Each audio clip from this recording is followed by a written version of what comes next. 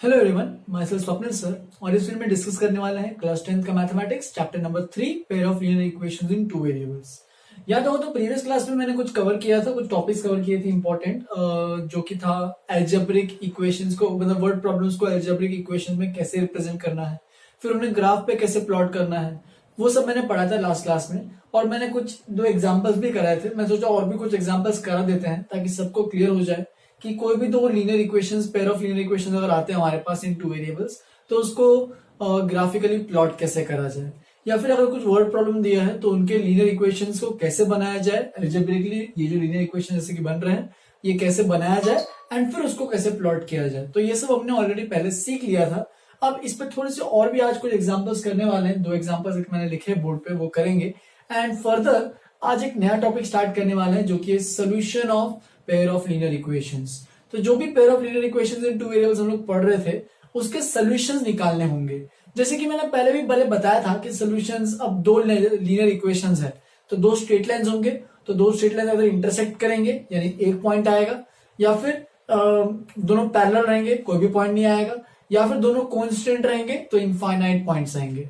तो ये मैंने पहले ही बताया था, वो आज भी बताऊंगा वापस से जब वो टॉपिक स्टार्ट करूंगा। ठीक है, एक्सप्लेन करूंगा अच्छे से क्या क्या चीजें करने वाले हैं हम लोग। ठीक है, तो स्टार्ट करते हैं एग्जाम्पल नंबर 3 से। अगर जिन्होंने पहला वीडियो, इसके पहले वीडियो नहीं देखा है, वो देखो तभी जाके कर पाओगे। ठीक है, तो पहला वीडियो चाहिए तो पहले देख लो, उसके बाद ही एग्जाम्पल अच्छे समझ में आएगा। तो represent the following pair of linear equations graphically, find the points where the lines intersect y axis. तो उसने बोला है कि ये जो दो इक्वेशंस है इनको ग्राफिकली रिप्रेजेंट करना है। तो चलो स्टार्ट करते हैं ग्राफिकली रिप्रेजेंटेशन इसका। सबसे पहले दोनों का टेबल बनाएंगे। ठीक है, मैं इसके नीचे इसी का टेबल बना रहा हूं, छोटा सा। टेबल में क्या होगा, हमेशा एक्स एंड वाई की वैल्यूज रहेंगी इस तरीके से। तुम चाहिए तो एक्स एंड वाई ऐसा भी वर्टिकल टेबल भी बना सकते हो, उसमें भी कोई दिक्कत नहीं है। सबसे पहले दोनों का टेबल बनाओ, एक्स और वाई।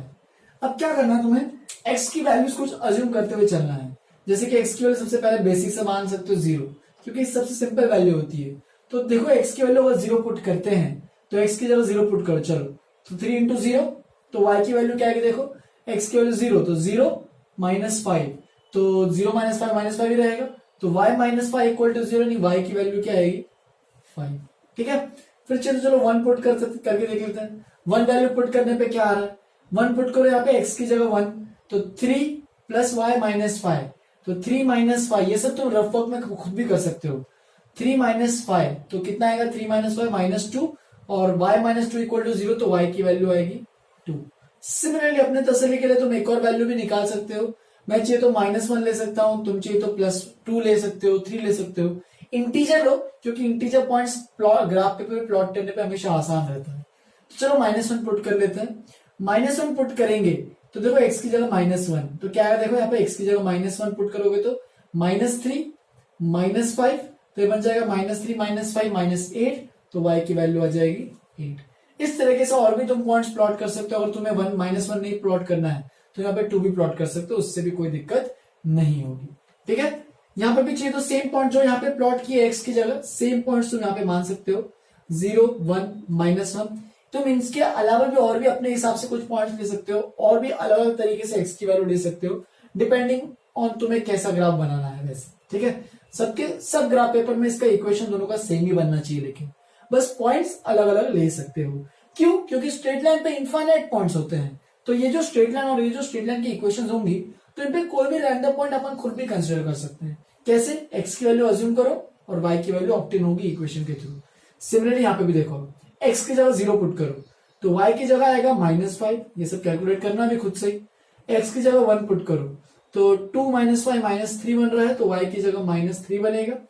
सिमिलरली -1 पुट करते हैं तो -1, तो ये -2 -5 -7 है, तो ये -7 आएगा। इस तरीके से दोनों जो भी ऑब्टेन हुआ है, मतलब यहाँ पे इसका टेबल ऑब्टेन हुआ, इसका टेबल ऑब्टेन हुआ है, दोनों को अच्छे से ग्राफिकली ड्रॉ करो।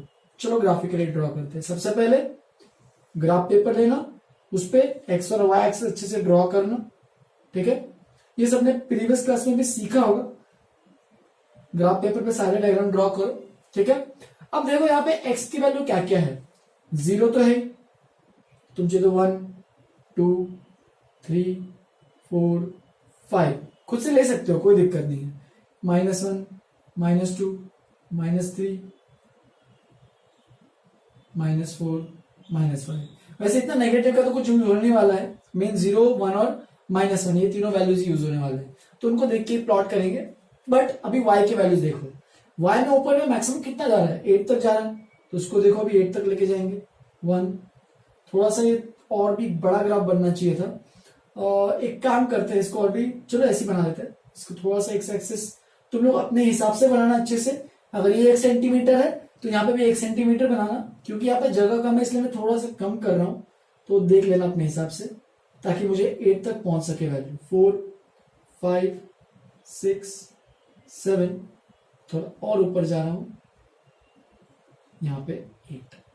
ठीक है, तो ये अपने हिसाब से तुम पॉइंट प्लॉट करना। सिमिलरली वाई डैश को भी शायद मेरे ख्याल से और नीचे जाना पड़ेगा, क्योंकि यहाँ पे देखो माइनस कितना है, 7 तक जा रहा है, तो -1, -2, -3, -4, -5, -6, -7, ये वाई डैश।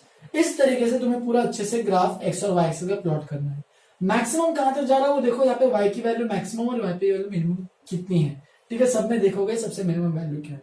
बस एक बार तुमने ग्राफ पेपर में सब इक्वल डिस्टेंसेस पे सारे पॉइंट्स प्लॉट कर दिए हैं, बस तुम्हें पॉइंट्स एक एक करके प्लॉट करना है।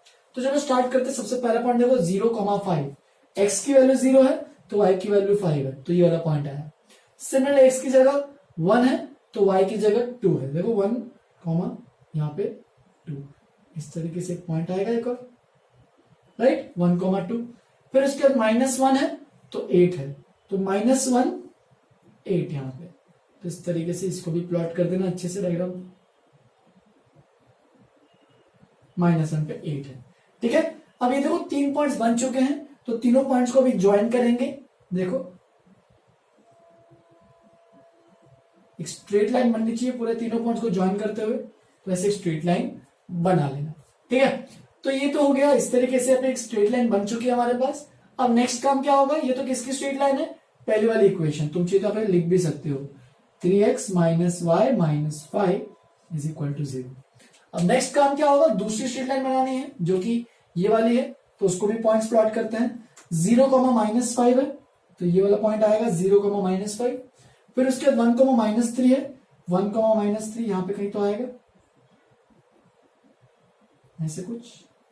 ठीक है, और एक और पॉइंट कौन सा है, -1, -7 है, तो -1 से नीचे लेके जाओ ऐसे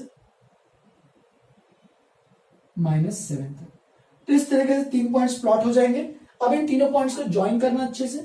ठीक है, स्ट्रेट लाइन बनना चाहिए। तो जो भी है, यहां पे मैंने एक रफ आइडिया बनाया है, डायग्राम कैसा दिखेगा, तुम्हें अच्छे से बनाना है। तुम्हें ग्राफ पेपर पे बनाना है, हमेशा ग्राफ पेपर पे इक्वल डिस्टेंस पे सब पॉइंट्स लेना, तब जाके ये ग्राफ अच्छे से दिखेगा। ये वाले ग्राफ का इक्वेशन भी लिख सकते हो तुम लोग, ये है 2x - y - 5 = 0। तो इस तरीके से ये पॉइंट्स ऑब्टेन हो जाएंगे हमारे पास।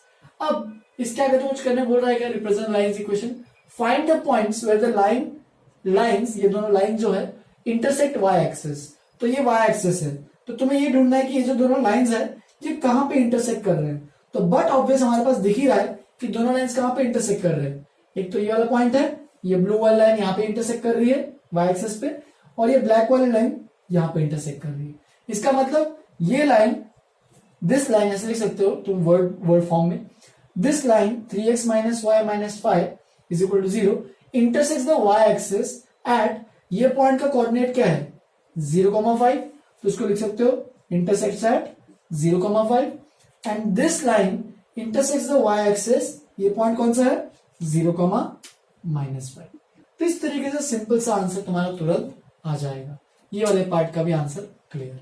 ठीक है, तो डायग्राम बनाना है, बहुत सिंपल तरीका डायग्राम बनाने का। पॉइंट्स लो, y की वैल्यू मतलब x की कुछ पॉइंट्स अज्यूम करो, y की पॉइंट्स अपने आप आएंगी, और बस उन दोनों को प्लॉट करो x और y एक्सिस पे, अच्छे से ग्राफ पेपर पे साफ सुथरा बना के प्लॉट करना।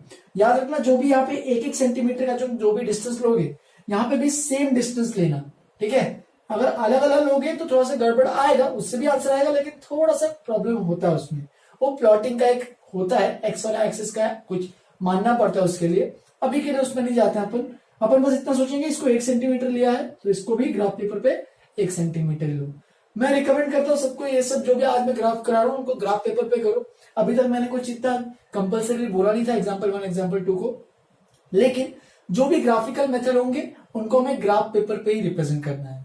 अगर वो बोल रहा है रिप्रेजेंट ग्राफिकली तो ग्राफ पेपर पे ही बनाना पड़ेगा। सिमिलरली एग्जाम में भी अगर आता है तो उसे ग्राफ पेपर पे ही बनाना पड़ेगा। ठीक है, तो ये ग्राफ पेपर इस तरीके से बनाओ। नेक्स्ट क्वेश्चन को देखते हैं, एग्जाम्पल नंबर 4।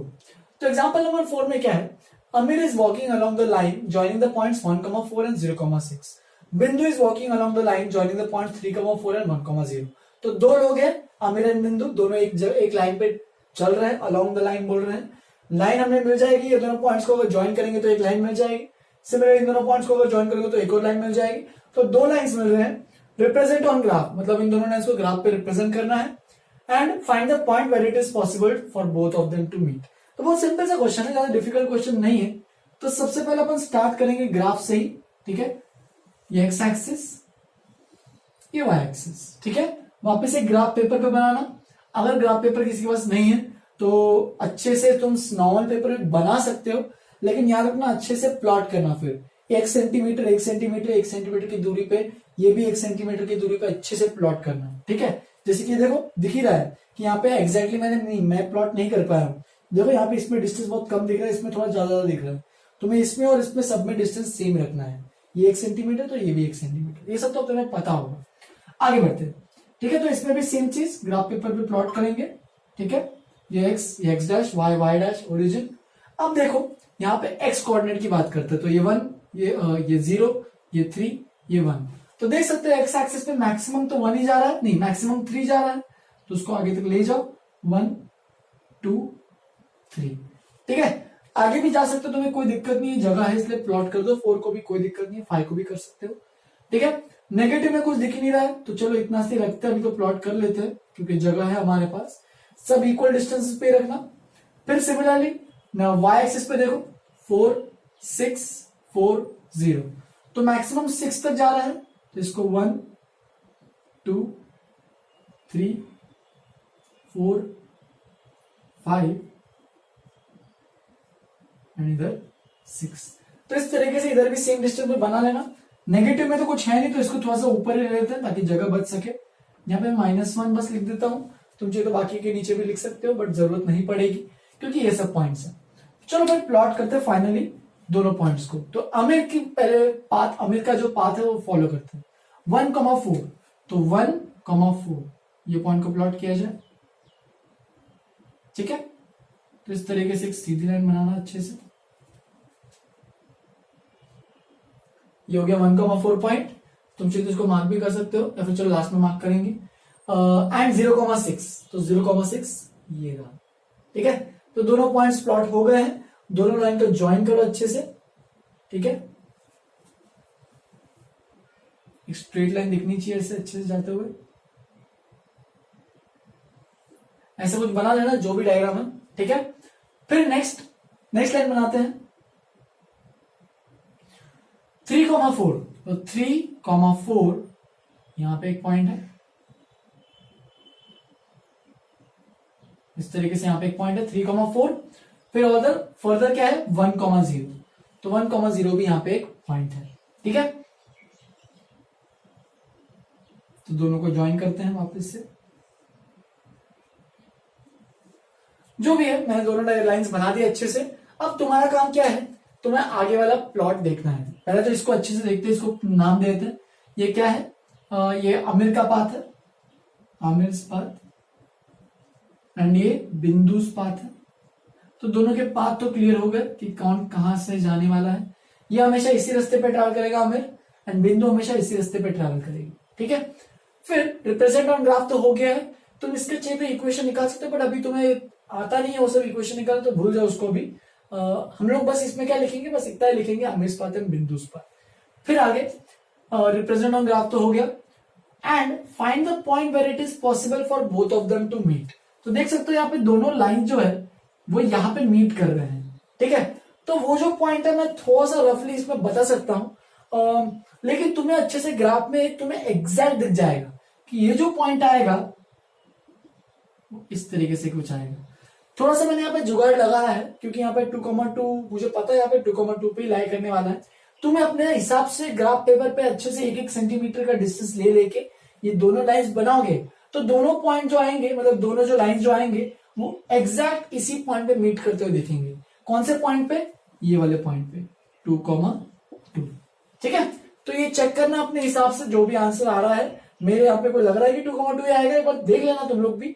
बाकी अगर कुछ और आ रहा है तो मुझे तुम लोग इन्फॉर्म भी कर सकते हो, अगर ग्राफ पेपर पे अच्छे से बना के। ठीक है, तो उसने क्या पूछा? Find the point where it is possible for both of them to meet, hence 2,2। इस केस में मुझे आ रहा है कि 2,2 is the possible point where both of them can meet. तो इस तरीके से ये क्वेश्चन भी सॉल्व हो जाता है। ठीक है, यहाँ पे बिना इक्वेशंस के हमने ये डायग्राम बनाया है और इन डायग्राम को अच्छे से प्लॉट किया है। याद रखना, स्ट्रेट लाइन बनाने के लिए हमेशा दो पॉइंट्स की जरूरत ही होगी मैक्सिमम, उससे ज्यादा भी चलेगा, कोई दिक्कत नहीं है। लेकिन एक स्ट्रेट लाइन बनाने के लिए देख सकते हो हमेशा एक और दो पॉइंट्स आए तो हमेशा एक स्ट्रेट लाइन बन के ही निकलने वाली है। ठीक है, तो 2 पॉइंट्स मैक्सिमम चाहिए स्ट्रेट लाइन बनाने के लिए, और कुछ नहीं। दोनों क्वेश्चन को अच्छे से लिखो नोटबुक में। एक नेक्स्ट टॉपिक स्टार्ट करते हैं, solutions of pair of linear equation in 2 variables. इतना लिखो, आगे बढ़ते हैं। चलो फिर स्टार्ट करते हैं नेक्स्ट पार्ट, जो कि solutions of pair of linear equations in 2 variables. तो सॉल्यूशन आफ्टर ऑल होता क्या है? जैसे कि हमने पहले भी जब क्वाड्रेटिक इक्वेशन जो चैप्टर था इसके पहले वाला पॉलिनोमियल्स, उसके अंदर अपन ने चैप्टर में सॉल्यूशंस क्या होता है वो डिस्कस भी किया था कि ऐसी कोई भी वैल्यू जो इक्वेशन को सेटिस्फाई करती है उससे क्या कहते हैं? सॉल्यूशन। यहाँ पे क्या है? यहाँ पे लीनियर इक्वेशन इन 2 वेरिएबल्स है। 2 वेरिएबल मतलब 2 वेरिएबल्स है, right? X and y usually होते हैं। तो 2 लीनियर इक्वेशंस है जहां पे 2 वेरिएबल्स है। तो इस केस में सॉल्यूशंस का मतलब क्या होगा कि any pair of values of x and y. अब जो वेरिएबल्स है एक्स एंड वाई है, तो ऐसी कोई वैल्यू एक्स और वाई की जो कि इन दोनों इक्वेशंस को सेटिस्फाई करे उसे कहते हैं एक्स और वाई। एक्स कमा वाई यूजुअली जो पॉइंट आता है जब ग्राफिकली प्लॉट करते हैं, तो वो जो पॉइंट आता है उसे कहते हैं इसका solution, that is solution of the given pair of linear equations. तो सॉल्यूशन कुछ नहीं है, बस वेरिएबल्स की वो वैल्यूज जो दोनों इक्वेशंस को सेटिस्फाई करे। अब ऐसा भी हो सकता है कि वो एक इक्वेशन को सेटिस्फाई करे, एक को नहीं करे, तो उसको सॉल्यूशन नहीं कहते हैं। दोनों के दोनों को सेटिस्फाई करना चाहिए। देखो यहाँ पे लिखा है satisfy both the linear equations, तो ये बिल्कुल भूलना नहीं है। दोनों इक्वेशंस को सेटिस्फाई करने वाला जो ऐसी कोई वैल्यू एक्स और वाई की उसे कहते हैं solution of the given equations. अब क्या होगा कि कई बार सॉल्यूशन आएगा, कई बार सॉल्यूशन नहीं आएगा, वो सब डिपेंड करेगा ये लीनियर इक्वेशंस कैसे हैं। ठीक है, यहाँ पे मैंने लीनियर इक्वेशन को जनरल फॉर्म में एक्सप्रेस किया है। a1 b1 c1 a2 b2 c2 यहाँ पे सारे कॉन्स्टेंट्स हैं। तो इसको इसके हिसाब से वो सब कंडीशन जो भी आती है उसको यहाँ पे लिख सकते हैं, मैंने यहाँ पे लिखा नहीं है। अब चलो स्टार्ट करते हैं फाइनली कि मेथड्स क्या होंगे कि इन लीनियर इक्वेशंस अगर 2 दिए हैं तो उनको सॉल्व करके उनका सोल्यूशन निकालने का तरीका। तो 2 तरीके हैं, एक तो अपना ग्राफिकली चेक कर सकते हो, बेसिक जो अपन ने अभी थोड़ी देर पहले भी किए थे कुछ एग्जांपल, लास्ट वाला एग्जांपल याद होगा, देखा होगा कि 2 लाइंस को ग्राफ पे प्लॉट किया और उन दोनों लाइंस का पॉइंट ऑफ इंटरसेक्शन निकाला, राइट? तो उसका सोल्यूशन हुआ। वो मैंने ऐसे एक्स्ट्रा में करा दिया था ताकि ये वाला अभी जो कराने में बहुत आसान रहे। तो दो मेथड्स है बेसिकली। पहला मेथड है ग्राफिकल मेथड, या फिर ग्राफिकली मेथड नहीं लिखना चाहिए, ग्राफिकल मेथड लिखो उसको। पहला मेथड है ग्राफिकल मेथड और दूसरा मेथड है अलजेब्रिक मेथड। अब दोनों मेथड में डिफरेंस क्या देखो, ग्राफिकल में पूरा ग्राफ पेपर के थ्रू प्लॉट करते हुए करना है। अलजेब्रिक मेथड में क्या होगा कि तुम्हें पूरा सॉल्व करना पड़ेगा इक्वेशन, जैसे कि अलजेब्रिक एक्स और वाई में जो सॉल्व करते हैं तो उस तरीके से सॉल्व करके निकालना पड़ेगा। अब अलजेब्रिक मेथड में बेसिकली 3 मेथड्स और भी है, सब मेथड्स है। ठीक है, तुम तीनों मेथड से कोई भी कर सकते हो। सबसे पहला है सब्स्टिट्यूशन मेथड, कुछ सब्स्टिट्यूट करना पड़ेगा, एक की वैल्यू या फिर एक्स या वाई की वैल्यू उठा के किसी और में सब्स्टिट्यूट करनी पड़ेगी, उसे कहते हैं सब्स्टिट्यूशन मेथड, जो बताऊंगा आगे। ठीक है, फिर एलिमिनेशन मेथड, कुछ साइमल्टेनियसली इक्वेशंस को सॉल्व करके अपन कुछ नया की चीज सीखेंगे उसमें भी एलिमिनेशन में। और फाइनली है क्रॉस मल्टीप्लिकेशन मेथड, जो कि करंटली वो हटाया गया है अपने 10th के बोर्ड के सिलेबस से, बट तुम मतलब इतना बड़ा टॉपिक नहीं, मैंने तुम लोगों को पहले भी समझाया था कि जो भी टॉपिक्स हटाए गए हैं हर चैप्टर में से वो इतने इररिलेवेंट है कि मतलब उसको हटाना नहीं बैठा तो कोई दिक्कत नहीं होती। लेकिन क्रॉस मल्टीप्लिकेशन को हटाया है, मैं तभी भी तुम लोग को वो चीज अच्छे से समझाऊंगा कि क्रॉस मल्टीप्लिकेशन मेथड में होता क्या है। तो बेसिकली ये अलजेब्रिक मेथड मतलब पूरा एक्स वाई को सॉल्व करते हुए करना है, और ग्राफिकल मेथड में पूरा ग्राफ पेपर पे ही काम चलेगा। ठीक है, तो सबसे पहले आज स्टार्ट करने वाले हैं ग्राफिकल मेथड। मैं बस आज थ्योरी एक्सप्लेन करूंगा, नेक्स्ट क्लास में इसको एग्जांपल्स भी करा दूंगा। वैसे तुम अभी भी खुद भी ग्राफिकल मेथड से एग्जांपल्स कर सकते हो, कुछ डिफिकल्ट नहीं है। मैंने ऑलरेडी बहुत कुछ चीजें पहले समझा दी है, उस सबको एक साथ अच्छे से कलेक्ट करके एक बार पूरा एक्सप्रेस करना है अच्छे से उसको। चलो तो स्टार्ट करते हैं। सबसे पहला ग्राफिकल मेथड। तो ग्राफिकल मेथड में ब्रैकेट में मैंने ऑलरेडी लिखा ही हुआ है सब कुछ, तुम्हें बस छापना है अभी यूजिंग ग्राफ पेपर। तो ग्राफ पेपर में प्लॉट करना है। Step 1, draw the graph of both the linear equation on the same graph paper with same scale of representation. ये याद रखना, ये भी ग्राफ पेपर तो एक ही पे ड्रॉ करोगे, ठीक है। तो दो जो भी लीनियर इक्वेशन दिए हैं उनको ग्राफ पेपर पे प्लॉट करना है, दोनों अलग अलग पे नहीं, दोनों को सेम ग्राफ पेपर पे प्लॉट करना है। और सेम स्केल, स्केल क्या होता है कि 1 सेंटीमीटर कितने यूनिट्स है वो सब बताना पड़ता है स्केल में, ठीक है। तो वो सब स्केल तुम्हें अच्छे से प्लॉट करना है। दोनों ग्राफ पेपर का सेम स्केल पे होगा। ये नहीं कि पहला ग्राफ, पहला जो लीनियर इक्वेशन है उसका अगर ग्राफ बना रहे हो तो 1 सेंटीमीटर उसको 10 यूनिट्स लिया, लेकिन दूसरा जो इक्वेशन बना रहे हो और उसका ग्राफ बना रहे हो तो उसको अलग स्केल पे नहीं लेना है। जो स्केल यानी जो ग्राफ पहला वाला जो इक्वेशन है जिसका ग्राफ से उसी स्केल पे लिया है, सेम स्केल पे सेकंड वाले लीनियर इक्वेशन का भी ग्राफ बनाएंगे, ठीक है। तो सेम स्केल रहना चाहिए। बाकी इसके आगे की कहानी मैंने तुम लोगों को पहले भी बताई थी, वापिस से बताता हूँ। Now there are 3 possible cases, ठीक है। तो 3 पॉसिबल केसेस हो सकते हैं। Intersecting lines, parallel lines and coincident या फिर ओवरलैपिंग लाइंस, जो बोलना है बोलो, ठीक है। तो ये 3 केसेस मैंने पहले भी समझाए थे। यहाँ पे एक्स और वाई एक्सिस सपोज ये है, तो ये 2 लाइंस है L1 L2। तो ये दोनों लाइंस मान लो इंटरसेक्ट कर रहे हैं, ठीक है। यहाँ पे देखो L1 L2, L1 L2 दोनों सेम ही यहाँ पे, तो ठीक है। तो पहला केस पहले अच्छे से देख लेते हैं। L1 L2 2 लाइंस है, जहां पे 2 लाइंस एक पॉइंट पे इंटरसेक्ट कर रहे हैं। तो देखो only 1 point of intersection, obvious सी बात है। यहाँ पे देखो पैरेलल लाइंस में क्या है, कोई पॉइंट आ रहा है क्या इंटरसेक्शन का, कोई पॉइंट नहीं आ रहा। दोनों कभी मीट ही नहीं करेंगे तो पॉइंट ऑफ इंटरसेक्शन कैसे आएगा। यहाँ पे देखो ओवरलैपिंग कोइंसिडेंट मतलब ओवरलैपिंग मतलब दोनों एक के ऊपर एक है। तो अगर एक के ऊपर एक है तो सारे के सारे पॉइंट जितने भी लाइन पे हैं वो सब आएंगे। अब कितने पॉइंट्स आएंगे एक लाइन पे, कितने पॉइंट्स होते हैं, तो इनफाइनाइट पॉइंट्स होते हैं, इसलिए इनफाइनाइट पॉइंट्स ऑफ इंटरसेक्शन। तो ये इसके तीनों का डिफरेंस है, पहले भी मैंने समझाया था। फिर उसके सोल्यूशन की बात करते हैं, क्योंकि पूरा टॉपिक है अपना सोल्यूशन है, ठीक है। तो it's coordinate x, y is the solution of the given equations. यानी ये जो कोऑर्डिनेट आ रहा है, चलो इसको मान लेते a, b मान लेते, ठीक है। कुछ x, y तो बार बार आ जाता है। तो जो भी पॉइंट आ रहा है इसका a, b, उसको बोलते हैं solution of the given equations. देख सकते हो यहाँ पे एक ही सोल्यूशन आने वाला है, ठीक है, a, b। यहाँ पे कितने सोल्यूशन आएंगे, यहाँ पे एक भी सोल्यूशन नहीं आएगा क्योंकि कोई भी पॉइंट्स ऑफ इंटरसेक्शन नहीं है। यहाँ पे कितने आएंगे, यहाँ पे इनफाइनाइट सॉल्यूशंस आएंगे। तो देखो यहाँ पे इसके नीचे मैंने लिखा है also called unique solution. Unique का मतलब एक सिंगल, मतलब एक अलग, ठीक है, एक सिंगल सोल्यूशन आएगा। इसको इस तरीके से याद रखो। इस इंटरसेक्टिंग, अगर जब भी इंटरसेक्टिंग लाइंस आते हैं तो हमेशा यूनिक सोल्यूशन ही आएगा। इसको नाम दिया है, इस तरीके से याद रखना है कि इस केस के लिए यूनिक सोल्यूशन आ रहा है। सिमिलरली पैरेलल लाइंस में देखो दोनों लाइंस पैरेलल है तो कोई सोल्यूशन नहीं आएगा, इसलिए इसे कहते हैं नो सोल्यूशन। और यहाँ पे देखो दोनों ओवरलैपिंग लाइंस है, कोइंसिडेंट लाइंस है, तो वहां पे कितने इनफाइनाइटली मेनी सॉल्यूशंस, मतलब बहुत सारे, ऐसे इतने सारे सॉल्यूशंस है कि तुम काउंट ही नहीं कर सकते, ठीक है। देखो ये सब पॉइंट मैंने लिखा है, यहाँ पे बस एक पॉइंट आएगा, यहाँ पे कोई भी pair of values of x and y नहीं मिलेंगे, और यहाँ पे इनफाइनाइट कॉमन पॉइंट्स आएंगे एक्स एंड वाई, मतलब बहुत सारे पॉइंट्स आएंगे। यहाँ पे एक, यहाँ पे 0 और यहाँ पे इनफाइनाइट। तो इस तरीके से ये 3 केसेस बनते हैं जब ग्राफ बनाओगे, और 3 के अलावा और कोई भी केस अलग नहीं आने वाला है। आइदर दोनों लाइंस इंटरसेक्टिंग रहेंगे, पैरेलल रहेंगे या फिर कोइंसिडेंट रहेंगे, ठीक है। तो ये ग्राफिकल मेथड है, बहुत सिंपल सा मेथड है।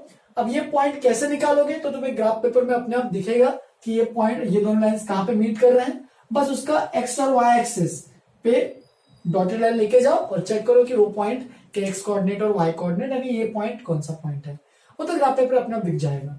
अगर पैरेलल लाइंस आ रहे हैं तो सीधा सीधा बोलना है कि नो सोल्यूशन, और अगर दोनों लाइंस कोइंसिडेंट है सीधा सीधा बोलना है कि इनफाइनाइटली सॉल्यूशंस, मतलब कोई भी अगर पॉइंट लो इस लाइन पे सारे सेटिस्फाई करेंगे, ठीक है। तो ये बेसिकली 3 सॉल्यूशंस है, ठीक है। इस पे कुछ एग्जांपल्स मैं नेक्स्ट क्लास में कराऊंगा।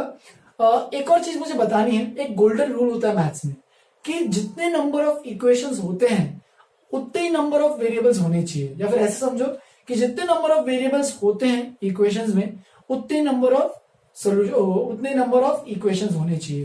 जैसे कि देखो यहाँ पे सॉल्व करने के लिए, किसी भी इक्वेशन को सॉल्व करने के लिए, जैसे कि देखो यहाँ पे वेरिएबल्स कितने हैं, 2 हैं, तो यहाँ पे 2 लीनियर इक्वेशंस दिए हैं।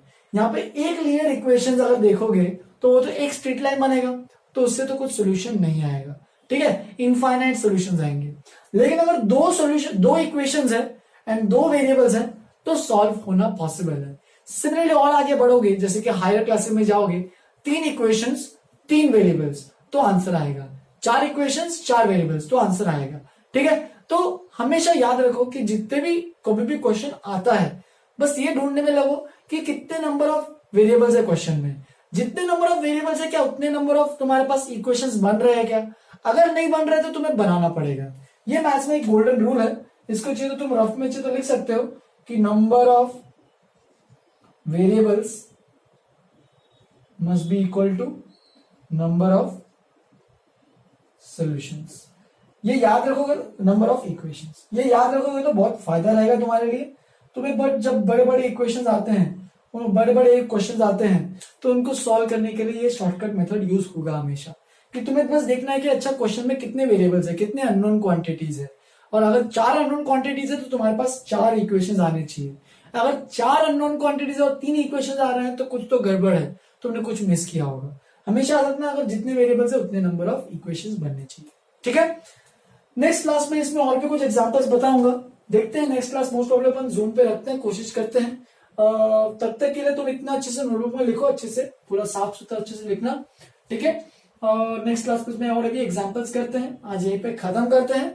होमवर्क में अगर बोला जाए तो होमवर्क में अभी भी कुछ नहीं दे रहा हूं मैं, ठीक है। जब तक इसका कुछ मेजर टॉपिक तब तक कवर नहीं कर ले तब तक कुछ मत करो। तुम चाहिए तो एनसीईआरटी का पूरा चैप्टर 3 स्टार्टिंग का पहला एक्सरसाइज कर सकते हो, तुम्हें अगर इच्छा हो रही है। 3.1 मेरे ख्याल से कर सकते हो, उसमें कोई दिक्कत नहीं जाएगी। लेकिन अभी पूरा होमवर्क एक साथ में दूंगा। एनसीईआरटी का होमवर्क तुम अभी भी कर सकते हो पूरा, कोई दिक्कत नहीं, ठीक है। 3.1 का और भी एक्स्ट्रा क्वेश्चन मैं नेक्स्ट क्लास में दूंगा, ठीक है। चलो फिर यहीं पे खत्म करते हैं, बहुत हो गया आज के लिए। Have a good day, enjoy.